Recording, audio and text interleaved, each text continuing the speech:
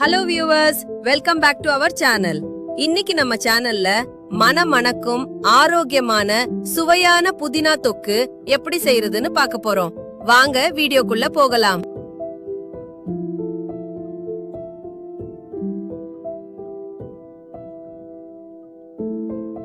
தேவையான பொருட்கள்: புதினா உளுந்து, புளி, வரமிளகாய், உப்பு, கடுகு, எண்ணெய், பெருங்காயம், வெந்தயம், கருவேப்பிலை.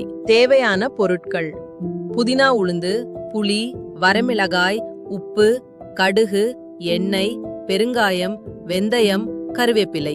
செய்முறை: முதலில் அடுப்பில் பாத்திரத்தை வைத்து உளுந்தை சேர்த்து பொன்னிறமாக வறுத்து கொள்ளவும்.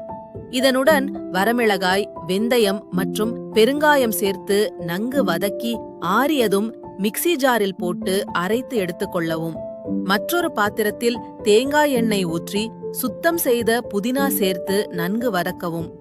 இலை நன்கு வதங்கியதும் அதில் புளி மற்றும் ஏற்கனவே அரைத்து வைத்திருக்கும் பொடியை சேர்த்து நன்கு கலக்கிக் கொள்ளவும். இந்த மசாலாவை மிக்ஸி ஜாரில் போட்டு அரைத்தும் எடுத்துக்கொள்ளலாம்.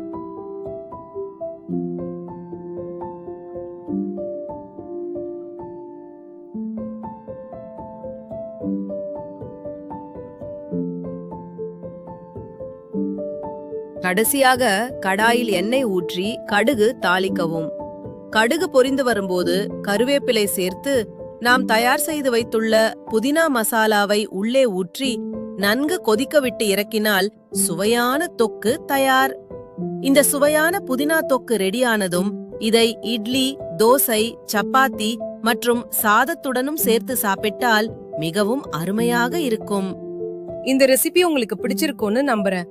இந்த வீடியோ உங்களுக்கு பயனுள்ளதா இருந்தா மறக்காம நம்ம சேனலை சப்ஸ்கிரைப் பண்ணுங்க.